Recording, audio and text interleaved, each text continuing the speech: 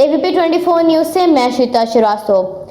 प्रधानमंत्री जिस राज्य में चुनाव आने वाले होते हैं उस राज्य में सौगातों की बौछार कर देते हैं। जैसे कि असम और केरल में सीएए लागू नहीं होगा, उसके बाद पाइपलाइन की योजना मोदी जी जनता को कैसे लुभाना है बहुत अच्छी तरह से जानते हैं। उसी क्रम में आज प्रधानमंत्री मोदी तमिलनाडु के चेन्नई और केरल के कोच्चि में पहुंचे। क्या कुछ कहा, आइए जानते हैं।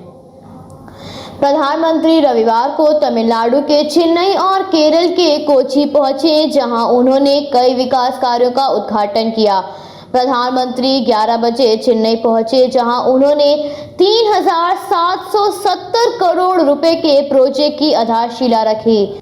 इस दौरान उनके साथ इन राज्यों के गवर्नर और मुख्यमंत्री भी मौजूद रहे। कोच्चि शहर में जन कल्याणकारी योजनाओं की शुरुआत करते हुए प्रधानमंत्री ने बताया, मैं यहाँ केरल में विकास का उत्सव मनाने आया हूँ। आज जिन कार्यों का उद्घाटन हो रहा है उनमें कई बड़े क्षेत्र आते हैं। ये देश के विकास को और ऊर्जा प्रदान करेंगे। कोच्चि रिफाइनरी का propylene directives petrochemical complex project आत्मनिर्भर भारत के सपने को साकार करने में हमें ताकत प्रदान करेंगे।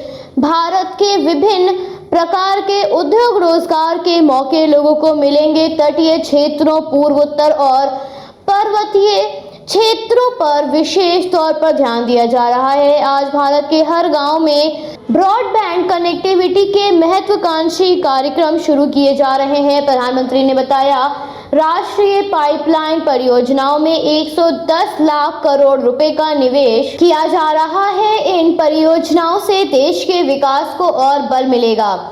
इसके अलावा वंदे भारत मिशन के तहत 50 लाख से अधिक लोगों को दूसरे देशों से वापस लाया गया, जिनमें से कई लोग केरल के थे। इस संकट के समय इस तरह की सेवा करना हमारे लिए सौभाग्य की बात है। आत्मनिर्भर भारत अभियान पर अपने विचार प्रकट करते हुए प्रधानमंत्री ने कहा, आज के कार्य आने वाले वर्षों में हमारे विकास को नया आयाम देंगे। भारत के पास आपदा को अवसर में बदलने का अद्भुत कला है और हम आत्मनिर्भर भारत के द्वारा देश को विकसित देश बनाएंगे।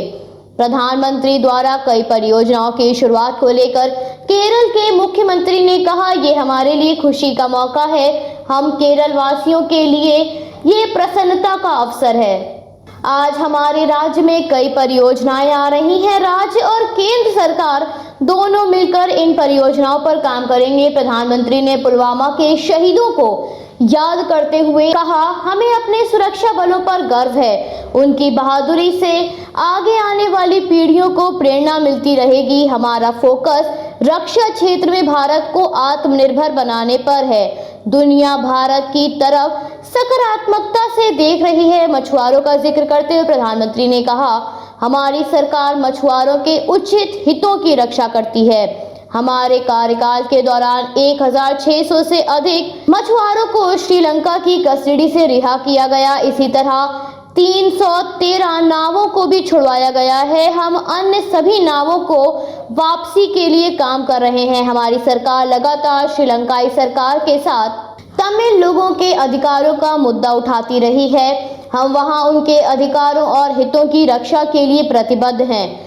हमारी सरकार हमेशा मछुआरों के उचित हितों की रक्षा करती है। जब भी मछुआरों को श्रीलंका में पकड़ा जाता है, हम उनकी शीघ्र रिहाई सुनिश्चित करते हैं। हमारी सरकार द्वारा दिए गए संसाधन अतीत की तुलना में बहुत ज्यादा हैं। योजना में पूर्वोत्तर श्रीलंका में विस्थापित मामलों को 50,000 घर दिया जाना शामिल है, जिसमें 4,000 घरों में वृक्षारोपण क्षेत्र है। हमारे पास दुनिया का सबसे बड़ा स्वास्थ्य कार्यक्रम भी है और हम शिक्षा क्षेत्र को आउट ऑफ द बॉक्स और प्रौद्योगिकी के महत्व की मदद से बदल रहे हैं। हमारे युवाओं के लिए लेकर आएंगे ये कई नए अवसर। आधार दुनिया में सबसे बड़ा हमारे युवाओं के लिए ये परियोजनाएं कई नए अवसर लेके आएंगी। हाल ही में हमने सभी गांव को इंटरनेट कनेक्टिविटी से जोड़ा है। समुद्री खरपतवार की खेती के लिए तमिलनाडु में एक बहुत उद्देशीय समुद्री खपरवात पार्क बनाया जाएगा। हमें अपने मछुआरों के समुदाय पर गर्व है। बजट में मछुआरों के लिए अतिरिक्त व्यवस्था सुनिश्चित करने के प्रावधान हैं। मछली पकड़ने से संबंधित बुनियादी ढांचों को उन्नत किया जा रहा है। आधुनिक मछली पकड़ने के लिए नए कार्यक्रम चलाए जाएंगे।